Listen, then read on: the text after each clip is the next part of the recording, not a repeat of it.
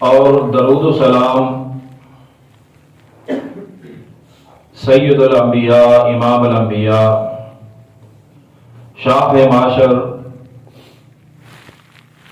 میرے اور آپ کے پیر و مرشد جناب محمد رسول اللہ صلی اللہ علیہ وآلہ وسلم دی ذات گرامی واسطے۔ دین اسلام امن اور سلامتی کا دین ہے۔ یہ اپنے ماننے والوں کو امن و سلامتی کا پیغام دیتا ہے اور اپنے نہ ماننے والوں کو مکمل تحفظ فراہم کرتا ہے۔ اور یہ جو دین اسلام ہے یہ ہر شخص کو اس کی زندگی کے بارے میں آگاہ بھی کرتا ہے، اور ہمیشہ دین اسلام انسان کی رہنمائی انسان کے مفاد کے لیے کرتا ہے۔ آپ یوں سمجھیے، رب تعالیٰ کہتے ہیں کہ سود نہ کھاؤ، اگر آپ کھاؤ گے تو رب کا کیا جائے گا؟ اگر ایک شخص سود نہیں کھاتا تو اس کے نہ کھانے کی وجہ سے رب کو کیا فائدہ ہوتا ہے؟ رب کہتا ہے قتل و غارت نہ کرو۔ اگر کوئی شخص قتل و غارت کرتا ہے تو رب تعالیٰ کا تو کوئی نقصان نہیں، اگر کوئی اس سے رک جاتا ہے تو رب تعالیٰ کو کیا فائدہ ہوتا ہے؟ یعنی اللہ رب العالمین جتنے بھی احکامات نازل فرماتے ہیں وہ انسان کی بھلائی کے لیے ہوتے ہیں۔ اگر آپ ان احکامات پر عمل کر لو گے تو رب تعالی آپ کو پورا فائدہ دیں گے۔ آپ کے عمل کرنے کی وجہ سے یا نہ کرنے کی وجہ سے رب تعالیٰ کا کچھ نہیں جاتا۔ ہاں، میرا رب تعالیٰ اپنے بندوں سے خوش ہو کے انہیں اور بھی انعامات سے نوازتا ہے۔ تو آج ہمارے معاشرے کے اندر جہاں پر قتل و غارت عام ہے، جہاں پر جھوٹ عام ہے، جہاں پر ایک دوسرے پر بہتان لگانا عام ہے، جہاں پر ایک دوسرے کا حق مارنا عام ہے، وہاں پر عورت کے فتنے نے بھی عروج پکڑا ہوا ہے۔ کیا مانا؟ میرے پیارے پیغمبر جناب محمد رسول اللہ صلی اللہ علیہ وسلم کی حدیث مبارکہ ہے، سرکار دو عالم جناب محمد رسول اللہ صلی اللہ علیہ وسلم فرماتے ہیں، میرے صحابہ،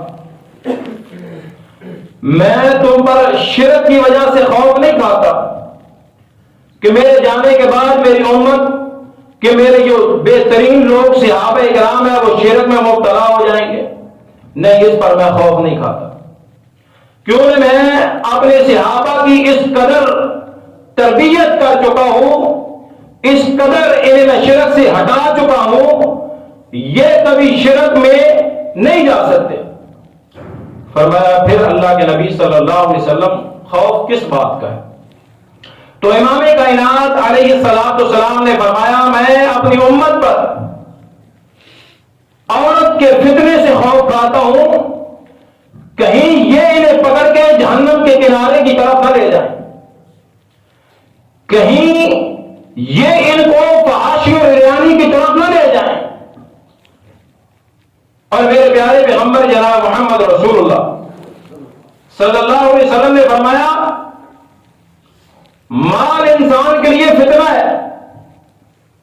اگر مال انسان کے پاس کم ہو، غریب بندہ ہو، فقیر کا بھی فقیر ہو، مال نہیں ہے، لوگ مال دے کے اسے خرید لیں گے، اسے اس کے دین سے ہٹا دیں گے، ظاہری بات ہے اس نے بکنا ہے اور اس نے کہا جائے۔ مال نہ ہو پھر بھی فتنہ، اگر مال زیادہ ہو پھر بھی یہ انسان کے لیے فتنہ بن جاتا ہے. تو رب تعالیٰ کا ہمیشہ شکر ادا کیجیے. رب تعالیٰ جس حالت میں بھی ہم کو رکھے ہمارا ایمان تو سلامت ہے. ہم اپنے رب کے بندے تو ہیں, ہم اپنے رب کی عبادت تو کرتے ہیں, ہم اپنے رب سے التجائیں اور دعائیں تو کرتے ہیں. اگر ہمارے پاس مال کی فراوانیاں ہوتی ہو سکتا تھا کہ آج ہم شراب کے نشے میں دھوت ہوتے, ہو سکتا تھا کہ ہم لوڈیوں کو خرید کے, عورتوں کو خرید کے اپنے گھروں میں بٹھاتے, ہو سکتا تھا کہ ہمارے بچے فحاشی اور ریانی کو اس مال کی وجہ سے شکار ہو جاتے. مال نہ ہو پھر بھی فتنہ, مال پاس زیادہ ہو پھر بھی فتنہ. اعتدال کے ساتھ مال ہو, اللہ رب العالمین کا شکر ادا کرتے ہوئے اپنی زندگی کو گزارا کر. میرے پیارے پیغمبر علیہ السلام نے فرمایا, میرے صحابہ میں عورتوں کے بارے میں تم سے ڈرتا ہوں کہیں تمہیں فتنوں میں مبتلا نہ کر دیں. آج اپنے معاشرے کو دیکھیے کہ ہمارا جو معاشرہ ہے وہ کس چیز کا سب سے برا شکار ہوا ہے. وہ ایک ہی چیز واحد ہے, عورت ہے, جس کی وجہ سے گھر میں ناچاکیاں, جس کی وجہ سے گھر میں لڑائیاں, بندے کو اپنے ہی گھر میں سکون نہیں, جس کی وجہ سے معاشرے میں بگاڑ ہوتا ہے. یہ ساری عورتوں کی بات نہیں ہو رہی, وہ عورتیں جو فحاشی اور ریانی کو پھیلانے پر تلی ہوئی ہیں, ورنہ وہ ہماری پیاری بہن مسکان خان انڈیا کے لڑکے ہیں, ہندو ہیں, تنگ کرنے پہ تلے. نقاب اتارو, ڈٹ گئی رب کے سامنے, اللہ اکبر کے نعرے لگائے, رب تعالیٰ نے کیسے اسے عزتیں بخشی. ورنہ یہاں پر عورتیں بچیاں اپنا لباس تنگ پہن کے, لباس چھوٹا پہن کے, ناچ گانا کر کے اپنے آپ کو مشہور ہونے پر تلی ہوئی ہیں کہ ہمارے ویور بڑھ جائیں, ہمیں لوگ زیادہ دیکھیں, ہمیں مال زیادہ ملے. اور یہ اکثر ان کی اولادیں ہیں جن کے پاس مال زیادہ ہے, جنہوں نے ایک وقت پر لوگوں کی ماں بہنوں بیٹیوں کو اپنے ڈیروں پر بٹھا کے نچایا تھا, ان کے ناچ دیکھے تھے. آج ان کی بیٹیاں خود پوری دنیا کو ناچ دکھا رہی ہیں. پہلے یہ ہوتا تھا کہ ایک جگہ پر کوٹا ہوتا, اس میں جا کے لڑکیاں بیٹھتی, وہاں پر سارے جاتے ناچ گانا دیکھنے کے لیے. لیکن آج اس معاشرے کے اندر بے حیائی, فحاشی اور ریانی اس قدر عام ہو چکی کہ ہر گھر کے اندر کوٹا بنا ہوا ہے, ہر گھر کے اندر ناچ گانا ہو رہا ہے. اور ماشاء اللہ تعالی کچھ بہنیں بیٹیاں کیا کرتی ہیں, اپنے علاقے کو بھائیوں بلاک کر دیا. بلاک کرنے کا کیا معنی کہ ایک ویڈیو ڈالی, یعنی یہ ویڈیو میری پاکستان والے نہیں دیکھ سکتے. یہ آپشن موجود ہوتے ہیں آپ کے موبائل کے اندر, یہ میری ویڈیو پاکستان والے نہیں دیکھ سکتے کیونکہ پاکستان میں ہمارے اکثر رشتے دار رہتے ہیں, اگر وہ دیکھیں گے تو آئیں گے, شکایت کریں گے. لہذا یہ بیت کی دنیا دیکھیں, وہاں سے پیسے بٹورے جا رہے ہیں. اور یار رشتے داروں پہ اتنا ڈر ہے, اللہ کا کوئی ڈر نہیں, اللہ کا کوئی خوف نہیں. وہ بزرگ جس نے آ کے اللہ رب العالمین کی عبادت کرنی تھی مسجد میں بیٹھ کے, آج وہ بھی موبائل کو پکڑ کے اپنی ویڈیو بنا رہا ہے. وہ بہن جس نے پردہ کرنا تھا آج وہ بھی بیٹھی ہوئی ہے, اپنی ویڈیو بنا کے ڈال رہی ہے. اور عورتیں باہر نکلتی ہیں, احتجاج کرتی ہیں, کہتی ہیں ہمیں آزادی چاہیے. اچھا آزادی چاہیے, بتاؤ تو صحیح آپ کو کیا آزادی چاہیے, مسئلہ کیا ہے, پریشانی کیا ہے, کس چیز کی تمہیں آزادی چاہیے؟ ہے مومن, نام اسلام والے, نام اسلام والے اور کرتوت کافر والے ہیں. آزادی چاہیے, کن کے کہنے پر یہ آزادی کے مطالبے بھائیوں ہو رہے ہیں؟ اور یہود و نصارہ کی جا کے ہسٹری پڑھو آج سے 150 سال پہلے کی, وہ عورت کو انسان کا درجہ نہیں دیتے. وہ ہمیں آ کر سکھاتے ہیں کہ اسلام جو ہے عورت پر زیادتی کرتا ہے, پابندیاں لگاتا ہے. وہ تو اپنی عورت جو خاص ایام میں ہوتی, اس کے ہاتھ کا کھانا کھانا تو دور کی بات, اس کو اپنے گھر میں داخل نہیں ہونے دیتے تھے, علیحدہ سے ایک کمرہ میں بنا کے بٹھا دیتے, وہاں پر جا کے بیٹھ جاؤ. یہ اسلام تھا. جب آیا ماں کو ماں کا، بیوی کو بیوی کا، بیٹی کو بیٹی کا درجہ دیا. یہ اسلام تھا کہ جس نے سکھایا آپ نے آپس میں مل کے کیسے رہنا ہے. یہ اسلام تھا جس نے عورت کو منوسیت سے بچایا. آج اسی اسلام کے خلاف بہنیں بیٹیاں کھڑی ہو کر کہتی ہیں ہمیں اسلام عزت نہیں دیتا، ہمیں اسلام تحفظ نہیں دیتا، ہمیں اسلام پروموٹ نہیں کرتا. اللہ کے بندو آؤ اسلام کو سمجھو، دین کو سمجھو، شریعت کو سمجھو. اپنے گھر کے اندر ایک ماحول بناؤ دین والا، اسلام والا. اللہ رب العالمین کے قرآن پر غور کیجیے. اللہ رب العالمین قرآن مجید کے اندر اعلان فرماتے ہیں وَقُلْ لِلْمُؤْمِنَاتِ يَغْضُضْنَ مِنْ أَبْصَارِهِنَّ وَيَحْفَظْنَ فُرُوجَهُنَّ. فرمایا ان عورتوں سے کہہ دو یہ اپنی نگاہوں کی حفاظت کرے، اپنی نگاہوں کو نیچے رکھے اور اپنی شرمگاہ کی حفاظت کرے. یہ اللہ رب العالمین نے جو قانون بیان فرمایا ہے، پہلے نظروں کو نیچے رکھو، پھر کیا قانون بنا؟ اپنی شرمگاہ کی حفاظت کرو. میرے پیارے پیغمبر جناب محمد رسول اللہ صلی اللہ علیہ وسلم نے فرمایا تھا میرے صحابہ جو شخص مجھے دو چیزوں کی گارنٹی دیتا ہے، ایک زبان کی اور دوسرا شرمگاہ کی، میں محمد رسول اللہ صلی اللہ علیہ وسلم اسے جنت کی گارنٹی دیتا ہوں، اسے جنت کی گارنٹی دیتا ہوں. میرے پیارے پیغمبر جناب محمد رسول اللہ صلی اللہ علیہ وسلم سے اس قرآن مجید کی آیات کی تشریح سنیے. کیا فرمایا کہ اپنی نگاہوں کی حفاظت کرو، ان کو نظروں کو نیچے رکھو اور اپنی شرمگاہوں کی حفاظت کرو. پیارے پیغمبر جناب محمد رسول اللہ صلی اللہ علیہ وسلم کی حدیث مبارکہ ہے میرے صحابہ یہ جو آنکھیں ہیں یہ بھی زنا کرتی ہیں، یہ کان جو ہیں یہ بھی زنا کرتے ہیں، ہاتھ بھی زنا کرتے ہیں، پاؤں بھی انسان کی زنا کرتے ہیں، زبان بھی زنا کرتی ہے. ہاتھ کا چھونا یہ زنا، آنکھوں کا دیکھنا یہ زنا، کانوں کا بولا سننا یہ زنا، اور پاؤں کا چل کے جانا یہ بھی زنا ہے. آنکھیں جو ہیں یہ خوبصورتی کو دیکھتی ہیں، چاہے لڑکا ہو لڑکی ہو، بہن ہو یا بھائی ہو، وہ دیکھتا ہے کہ سامنے دیکھنے والا کیسا ہے، اس کے بعد یہ آنکھ جو ہے یہ دل کو پیغام دیتی ہے. میرے پیارے پیغمبر جناب محمد رسول اللہ صلی اللہ علیہ وسلم نے فرمایا دل اس کے بارے میں مائل ہوتا ہے اور آخر پر آ کے شرمگاہ اس کی تصدیق کر دیتی ہے. یہ آنکھوں سے زنا ہو رہا ہے اور یہ شروعات کہاں سے ہوئی؟ آنکھوں سے ہوئی. تو آج آنکھوں کے معاملے کے بارے میں بات کر لیجیے. کون کس کس جگہ پر محفوظ ہے؟ اللہ رب العالمین نے رشتے گنوائے قرآن مجید کے اندر. کیا فرمایا؟ پہلے اپنی نظروں کی کیا کرو بھائیوں؟ حفاظت کرو. بات سمجھ آ گئی؟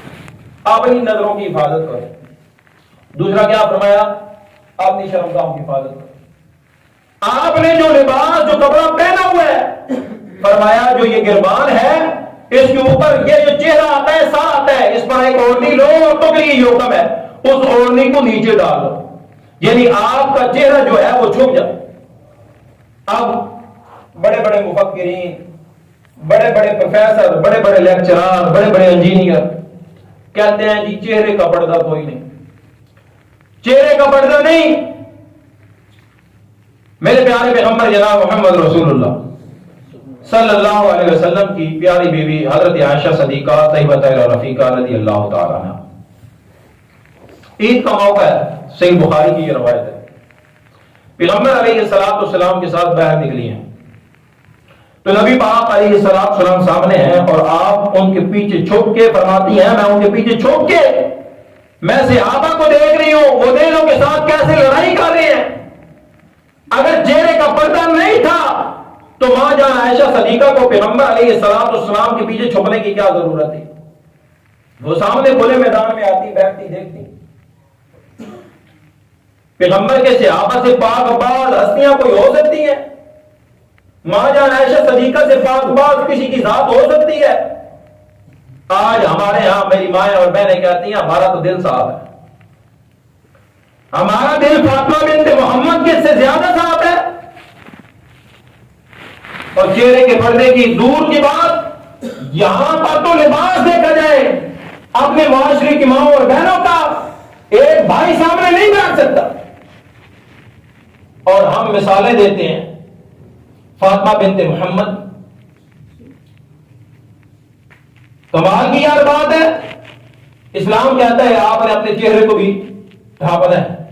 نبی پاک علیہ الصلوۃ والسلام کی پیاری بیوی حضرت عائشہ صدیقہ رضی اللہ تعالیٰ کے حوالے سے ایک اور روایت سنی، یہ روایت بھی صحیح بخاری کے اندر موجود ہے۔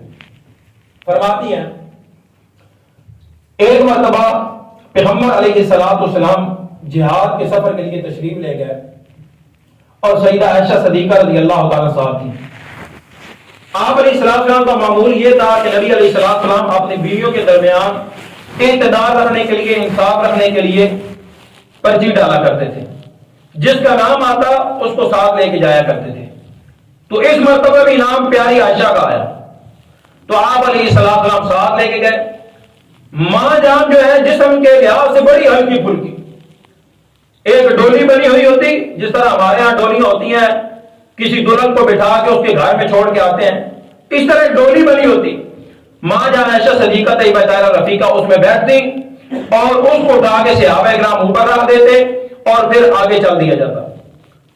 تو رات کو ہوا یوں، حضرت عائشہ صدیقہ طیبہ طاہرہ رفیقہ رضی اللہ عنہ کو حاجت ہوئی، آپ باہر نکلی، گئی، آپ کا ہار گم گیا۔ جب واپس آئی تو آ کے یاد آیا میرا تو ہار ہی نہیں ہے۔ آپ گئی ہیں دوبارہ ہار کو تلاش کرنے کے لیے، کرتی رہی، ادھر سے کاف لوٹ کے چلا گیا۔ اب آئی ہیں واپس اسی جگہ پر جہاں پر پڑاؤ تھا، وہاں پر آ کے لیٹ گئے۔ پیغمبر علیہ السلام کے صحابی حضرت صفوان رضی اللہ تعالیٰ عنہ، وہ اللہ کے نبی صلی اللہ علیہ وسلم نے ان کو پیچھے چھوڑا ہے تاکہ یا تو کوئی دشمن آئے اس کے بارے میں ہمیں اطلاع کر دے، یا پھر کوئی چیز ہماری رہ جائے کافرے کی، وہ اٹھا کے آگے لے کے آ جائے۔ تو آ کر کے دیکھتے ہیں کوئی بندہ سو رہا ہے، ایسے معلوم ہو رہا ہے۔ قریب آئے تو آ کے فرمایا اِنَّ لِلَّهِ وَإِنَّا إِلَيْهِ رَاجِعُونَ۔ حضرت عائشہ صدیقہ طیبہ طاہرہ رفیقہ رضی اللہ تعالیٰ فرماتی ہیں انہوں نے مجھے دیکھ کے پہچان لیا، کیونکہ انہوں نے مجھے پردے کے حکم سے پہلے دیکھا ہوا تھا، اور پھر میں نے اوپن جب ان کے یہ الفاظ سنے، اوپر فوراً چادر لی اور اپنے چہرے کو چھپا لیا۔ اگر چہرے کا بھائیوں پردہ نہیں تھا تو پھر ماں جان کو صحابی رسول سے چھپانے کی کیا ضرورت ہے؟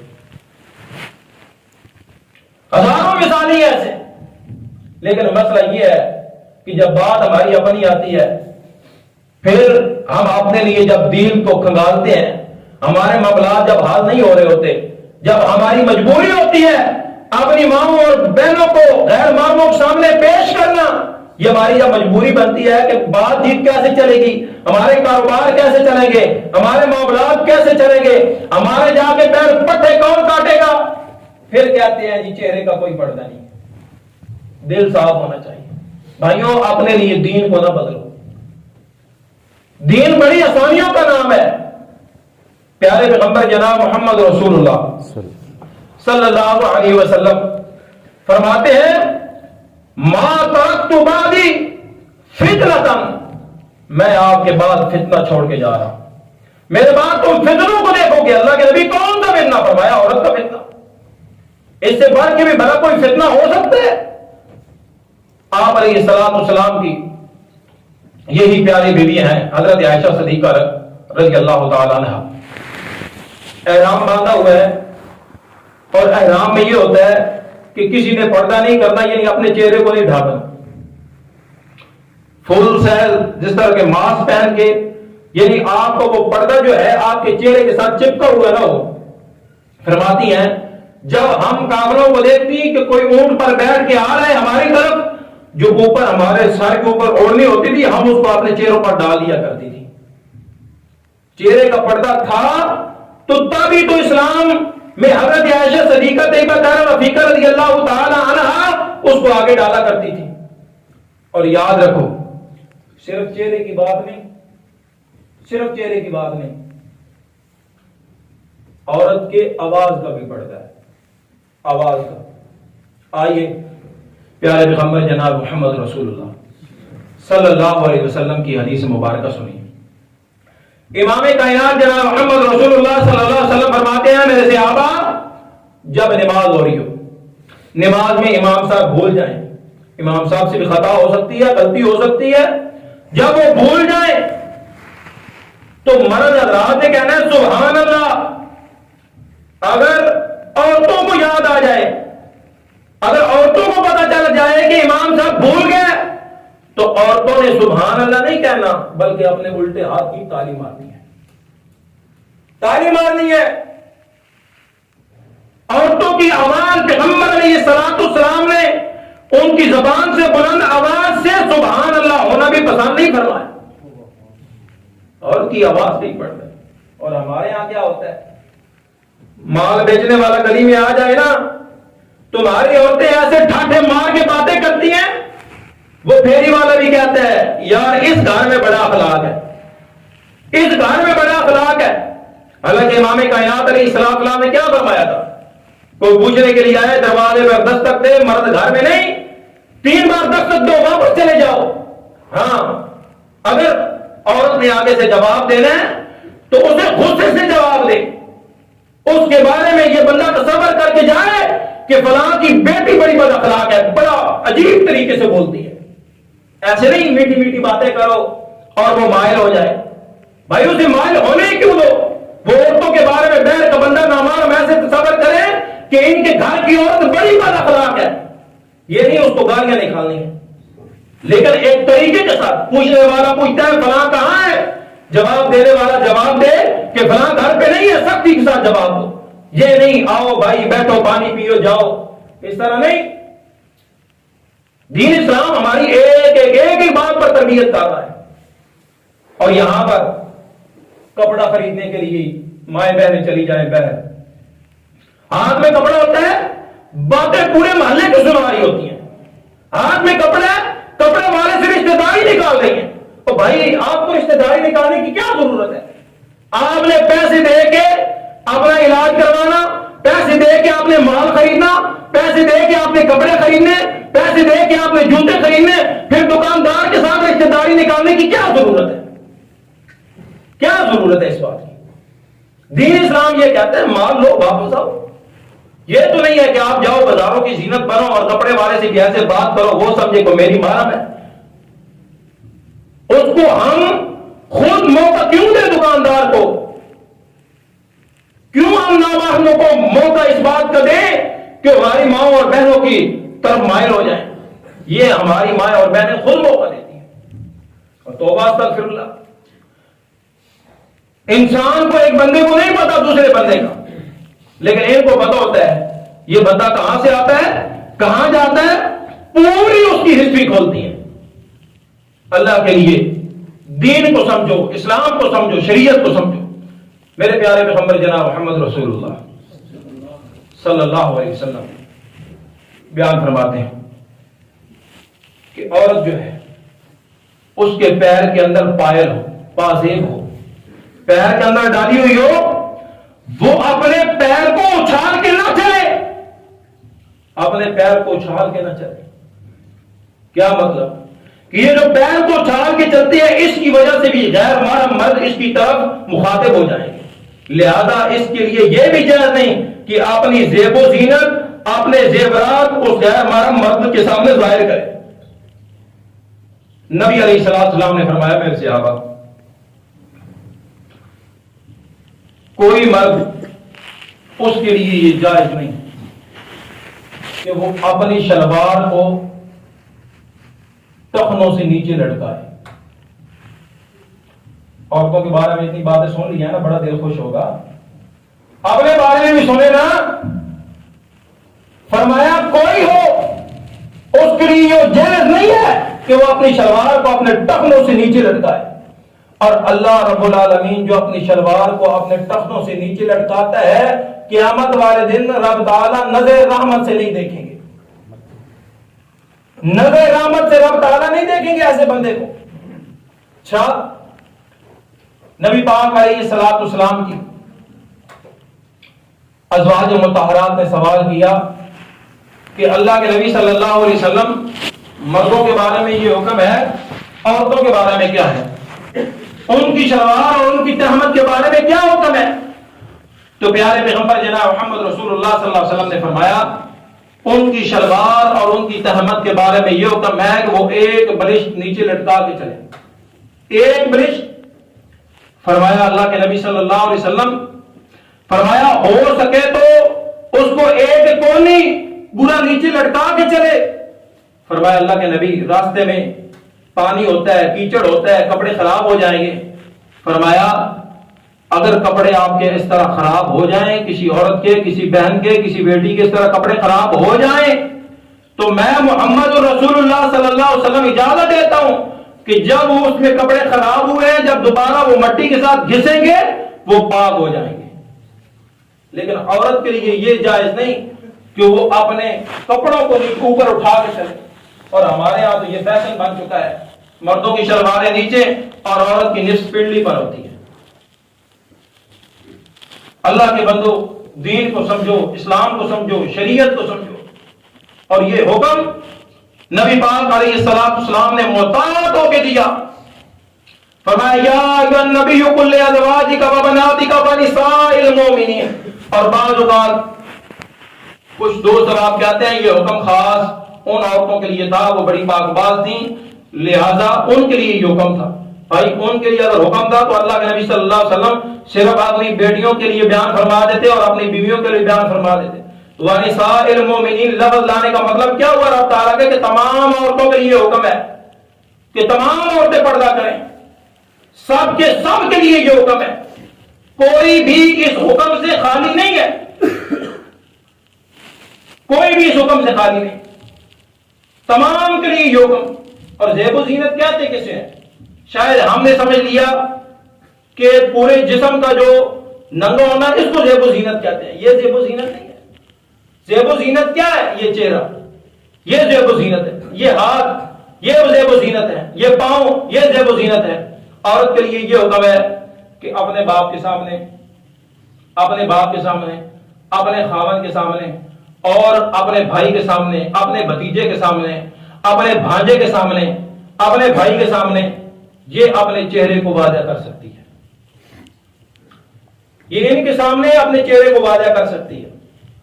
ہاں کوئی غیر محرم ہو پھر ضروری ہے کہ اس کے ہاتھ بھی ڈھانپے ہوئے ہو، اس کے پاؤں بھی ڈھانپے ہوئے ہو، اس کا چہرہ بھی ڈھانپا ہوا ہو۔ اور امام کائنات علیہ الصلوۃ والسلام کی حدیث مبارکہ سنیے کہ عورت کا پردہ کرنے کا طریقہ کیا ہوتا؟ وہ اپنے اوپر اوڑھنی لے لے، اوڑھنی کے بعد کیا کریں کہ وہ اپنی ایک آنکھ کھلا رکھیں، ایک آنکھ کو ضرورت کے لیے، راستہ دیکھنے کے لیے، ورنہ اس کو بھی ڈھانپ کے رکھیں۔ پہلے ہوتا تھا ہمارے معاشرے میں، شاید آپ نے دیکھا ہوگا، وہ جالی والے برقع ہوتے تھے، سارے اوپر ڈال لیے اور آگے سے جالی لگی ہوتی تھی، بندہ محسوس نہیں ہوتا تھا کہ اس میں کون ہے، کس عمر کی ہے، کوئی محسوس نہیں ہوتا تھا۔ اب ڈیزائن آ گیا، دونوں آنکھیں کھلی ہوئی، اور برقع جو نہیں پہنتا وہ اپنے فیشن میں کمی محسوس کرتے ہیں، وہ اپنے فیشن میں کمی محسوس کرتے ہیں۔ دین اسلام اتنے سخت پردے کا حکم دے رہا ہے، یہ دین اسلام ہماری اس قدر تربیت کر رہا ہے، دین اسلام ہمیں اس قدر سمجھا رہا ہے، اور یہ ہمارے فائدے کی باتیں ہیں، ہم ان کو فالو نہیں کرتے، ہم ان کو نہیں دیکھتے، یہ ہمارے فائدے کی باتیں ہیں، ہم ان کو برا سمجھتے ہیں۔ اور یہاں پر تو عام طور پر بیعت لی جا رہی ہے، یہاں پر تو نبی علیہ السلام نے فرمایا کسی عورت کے لیے اس سے بہتر تو یہ ہے کہ اسے کوئی غیر مرد ہاتھ لگائے، اس کے سر میں کیل ٹھوک دی جائے، یہ ہے اس کے لیے۔ اور نبی علیہ السلام نے فرمایا عورت کے لیے رنگ جائز ہے، مہندی لگا لے، سرخی پاؤڈر لگا لے، لیکن اس کی خوشبو ظاہر ہو، اس کی خوشبو نہ پھیلے جس کی وجہ سے غیر مرد اس سے مائل ہو جائیں۔ اور فرمایا جس کی خوشبو اگر ظاہر ہو جائے، لوگوں کے سامنے ظاہر ہو جائے، غیر محرم اس کو سونگ رہے ہو، یہ زانیہ عورت ہے، یہ بدکارہ عورت ہے۔ امام کائنات علیہ السلام کے پاس عورت ہے، یار ہمارے نبی سے بہتر کوئی انسان ہے، کوئی قابل انسان ہے؟ اللہ نے اتنی عزتوں سے نوازا، عورت آئی کہتی اللہ کے نبی صلی اللہ علیہ وسلم بیعت کرنا چاہتی ہوں۔ فرمایا میں عورتوں سے ہاتھ سے بیعت نہیں لیتا۔ عورتوں سے ہاتھ سے بیعت نہیں لیتا. نبی علیہ السلام نے فرمایا بس منہ سے کلمہ پڑھو جاؤ. امام کائنات علیہ السلام اس قدر محتاط تھے, اس قدر محتاط تھے امام کائنات علیہ السلام. اور ہمارے ہاں پیر فقیر ملنگ وہاں کیسے ہو رہا ہے, تھاپڑے دیے جا رہے ہیں, وہاں کیسے ہو رہا ہے, سر پر ہاتھ پھیرے جا رہے ہیں. بھائی کیا لگتی ہے آپ کی, کیوں ہم لے کے جاتے ہیں, کیوں وہاں پر بٹھاتے ہیں؟ یہ ہمارا اپنا گناہ ہے. امام کائنات علیہ السلام سے پاک بندہ کوئی نہیں, پاک ہستی کوئی نہیں, شان والی ہستی کوئی نہیں. پھر یہ پیروں فقیروں اور ملنگوں کی کیا حیثیت ہے کہ ہماری مائیں بہنیں بیٹیاں ان کے سامنے بے پردہ ہو جائیں, ہماری ماؤں اور بہنوں اور بیٹیوں کے وہ ہاتھوں پر ہاتھ رکھیں, ہماری ماؤں اور بہنوں بیٹیوں کے وہ کمر پر ہاتھ پھیریں؟ یہ پھر ان کی کیا حیثیت ہے؟ کسی کی بھائیوں کوئی حیثیت نہیں. آپ کا سگا رشتہ دار جو ہے, آپ کا سگا بھائی جو ہے وہی آپ کا بھائی ہے, اور کوئی آپ کا بھائی نہیں. یہ نہ ہو کہ کل کو کوئی دوست ہو تعلق بن جائے اور ہماری بہنیں اس کو کہنا شروع کر دیں کہ یہ بھی میرا بھائی ہے کیونکہ میرے بھائی کا دوست ہے. نہیں, دوست ہے تو گھر سے بہر, چار دیواری سے بہر ہے. اسلام اس کا بھی تو طریقہ بتاتا ہے نا. 3 طرح کا پردہ ہے عورت کے لیے, یا تو آپ کا دوست آیا بیٹھک میں بناؤ, یا پھر اگر نہیں ہو سکا بیر کھڑا رکھو. اگر پھر بھی مجبوری ہے تو بہت ہی قریبی ہے تو گھر کے اندر ایک پردہ لگا, ادھر عورتیں ہو ادھر مرد ہو. دین اسلام تو یہ کہتا ہے. نبی علیہ السلام کی حدیث مبارکہ ہے, حضرت عائشہ صدیقہ رضی اللہ تعالیٰ بیان فرماتی ہیں جب میری سہیلیاں آتی ہم نے ایک درمیان میں پردہ لگایا ہوا تھا, وہ اس طرف بیٹھتی اور نبی علیہ السلام کے صحابہ آتے وہ اس طرف بیٹھتے. ضروری نہیں کہ گھر کے اندر بیٹھک ضروری ہو, یہ ضروری نہیں ہے, لیکن حیا اور شرم جس بندے کے اندر ہو وہ کبھی بھی اپنی ماں اور بہنوں کو اپنے دوستوں کے سامنے نہیں لے کے جاتا. وہ کبھی بھی اپنے بہنوں کے سامنے تصویریں اپنے دوستوں کے ساتھ بنا کے اپنے بہنوں کو نہیں دکھاتا. اللہ کے لیے دین کو سمجھو. قصوروار ہم ہیں کہ ہم نے اپنے دوستوں کو گھر کے اندر داخل کیا اور بعد میں کہتے ہیں یار وہ بڑا حرامی نکلا. اصل تو ہم ہیں اس کیٹیگری کے جو ہم اس کو گھر کے اندر لے کے آئے ہیں. دین اسلام تو ہمیں شریعت سکھاتا ہے, دین سکھاتا ہے, امن سکھاتا ہے, اسلام سکھاتا ہے. ہم اس کو فالو نہ کر سکے. اللہ رب العالمین سے دعا ہے جو کچھ سنایا اس پر عمل کرنے کی توفیق عطا فرمائے. اگر کوئی بات کسی بھائی کو بری لگی ہو, سختی ہو گئی ہو تو اللہ رب العالمین کے لیے معاف فرما دینا, ورنہ حق اور سچ یہی تھا جو آپ کے سامنے رکھ دیا ہے. وآخر دعوانا الحمدللہ.